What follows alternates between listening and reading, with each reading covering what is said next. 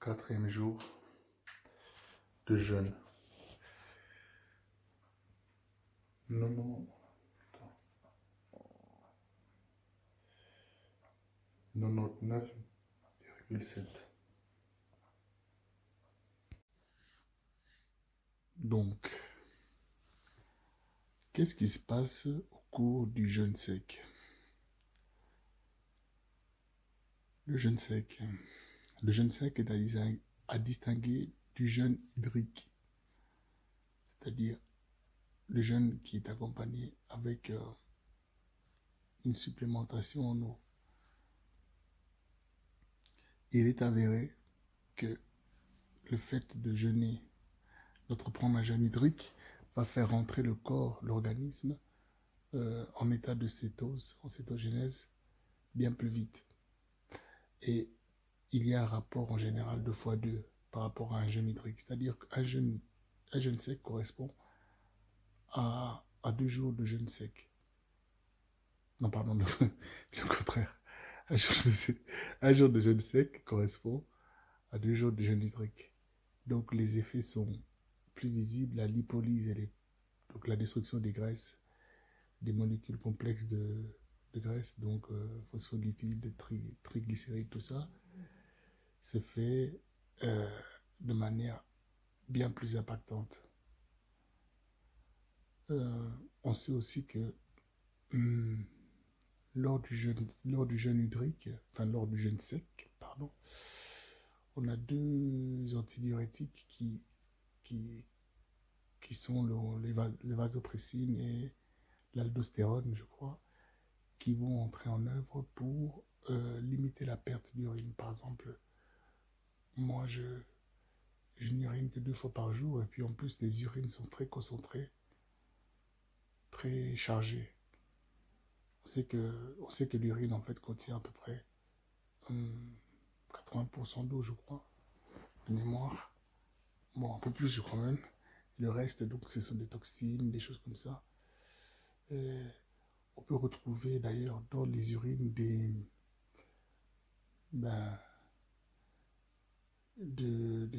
nitrates, des nitrites, aussi des corps cétoniques, ce qui va nous indiquer en fait qu'on est rentré dans un état de cétose. Le jeûne hydrique, enfin pour moi le jeûne sec est plus intéressant que le jeûne hydrique, parce que voilà, lorsqu'on prend de l'eau en même temps que on jeûne, eh bien on augmente le volume sanguin, donc le travail des reins qui s'épuise plus rapidement. Tandis que les travaux de l'université d'Hanovre et puis les travaux du docteur Filinov vont montrer que un jeûne de plus de 10 jours augmentait les fonctions rénales à hauteur de 35%. C'est quelque chose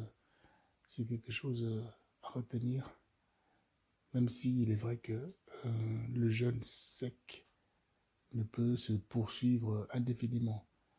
Le record du monde, je crois, c'est 27 jours, sans boire ni manger. Dans mon cas, je vais essayer d'aller, j'ai déjà fait 12 jours une fois. J'ai eu 12 jours sans boire ni manger, mais cette fois, je vais essayer d'aller à 14 jours. Mais après, ce n'est pas un objectif final. Si mon état de ma toxémie, ou alors mon métabolisme me dit que voilà, c'est bon, eh bien, je vais arrêter et poursuivre avec un jeûne hydrique. Qu'est-ce qui se passe exactement quant au jeûne sec? Eh bien, donc, premièrement, déjà, il faut savoir une chose, c'est que, plutôt non, je vais parler comme ça, peut-être que tout le monde n'est pas habitué, peut-être, tout le monde n'est pas habitué au langage chimique ou biologique ou biochimique. Donc, on va parler en termes de mots-clés. Les mots-clés, donc, les mots-clés qui vont revenir, c'est glycémie, c'est le taux de glucose dans le sang. Ce sont des choses qui sont d'ailleurs qui sont notamment contrôlées par des hormones qui sont produits dans le pancréas. Le rapport notamment insuline, glucagon glucagon. On entend souvent parler de l'insuline dans le cadre du diabète, des différents types. L'insuline, c'est une hormone qui est hyperglycémiante. On va expliciter ces termes tout à l'heure, alors que le glucagon, son antagoniste, lui, est hypoglycémiante. Un autre terme clé à retenir, c'est le cortisol. Le cortisol, donc, c'est une hormone surrénalienne qui est hyperglycémiante, donc qui va favoriser la, la néoglucogénèse, notamment en favorisant la lipolyse dans les tissus adipeux et en limitant l'absorption du glucose dans les dits tissus adipeux. Tout comme il va favoriser la mobilisation dans les tissus hépatiques des acides aminés, des acides gras et tous les autres composés qu'on a cités tout à l'heure. Glycérol, pyruvate, lactate, tout ça pour fabriquer des gros cétoniques. Un autre terme, c'est la néoglucogénèse. La néoglucogène, c'est quand les cellules hépatiques vont fabriquer du glucose avec à partir du pyruvate, des dérivés de pyruvate de lactate aussi, consécutif à l'activité musculaire.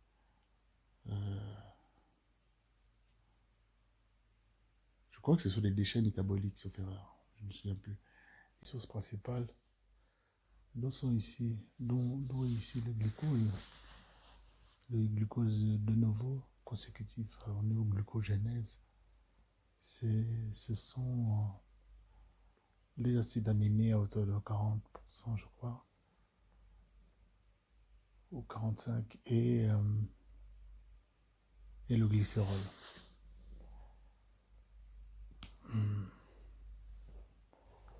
La néoglucogène, c'est pas seulement sur le site hépatique,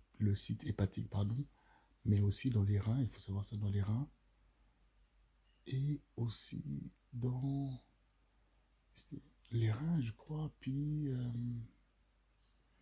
l'estomac aussi. Sauf erreur. Mais pour pas dire des conneries, je vais dire, il faut savoir que ça ne se fait pas que dans le foie, mais aussi dans les reins. Et un autre site, je ne me souviens plus. Les cours de chimie remontent à longtemps. Un autre terme clé, c'est l'écorce cétonique. L'écorce cétonique, c'est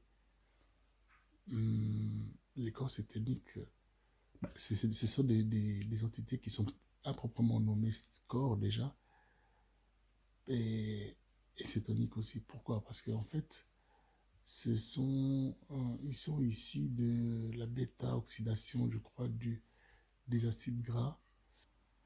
Les plus connus sont l'acide acétylacétique, hein, l'acétylacétate, ouais, c'est ça, ou le bêta-hydroxybutyrique, acide hydroxybutyrique, bêta-hydroxybutyrate.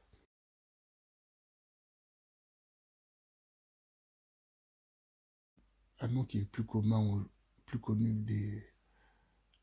du peuple, c'est l'acétone, par exemple. L'acétone, qui est un dérivé donc de l'acide acétylacétique. Oh mon Dieu. Voilà. Un autre aspect à prendre en compte, c'est que je suis très fatigué aujourd'hui. Je vais peut-être revenir là-dessus plus tard parce que là, on a déjà 9 minutes. Mon Dieu, ça va long. Alors, donc, une fois tous ces termes clés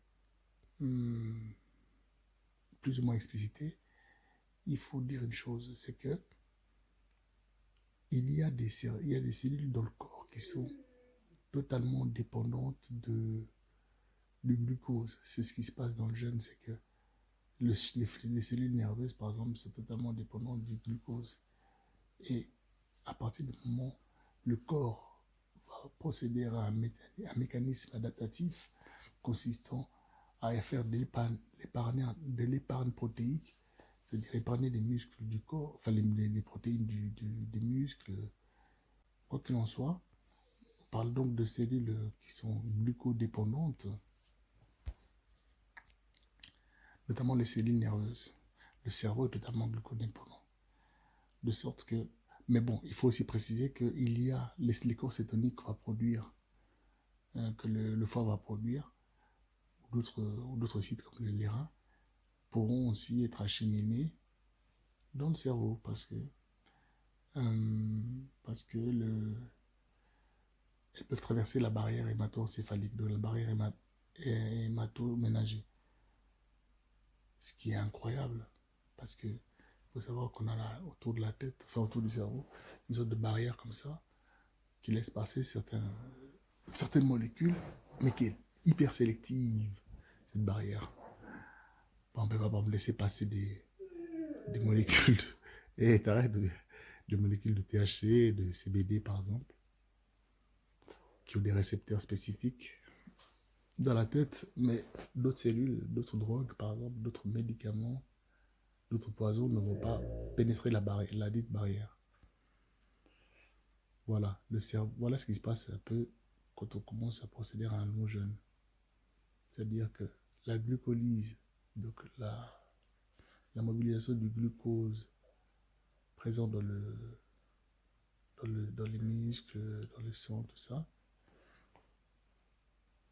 est réduite au profit de la mobilisation des acides gras, des cellules, des tissus adipeux, pour non seulement fabriquer de l'énergie, donc l'ATP, mais pour les différents tissus, mais également pour fabriquer de l'eau. C'est comme cela qu'on peut survivre sans boire.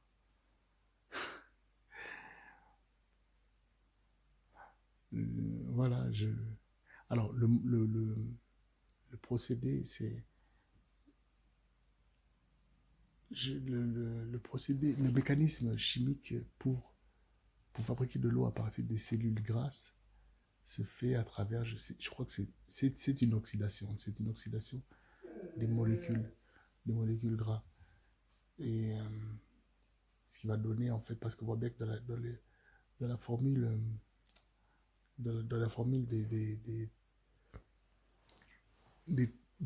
lipides, on a en bout de chaîne une molécule d'hydrogène qui sera libérée et qui va s'accoler à de l'oxygène, l'O2, ce qui va former de l'H2O, de l'eau.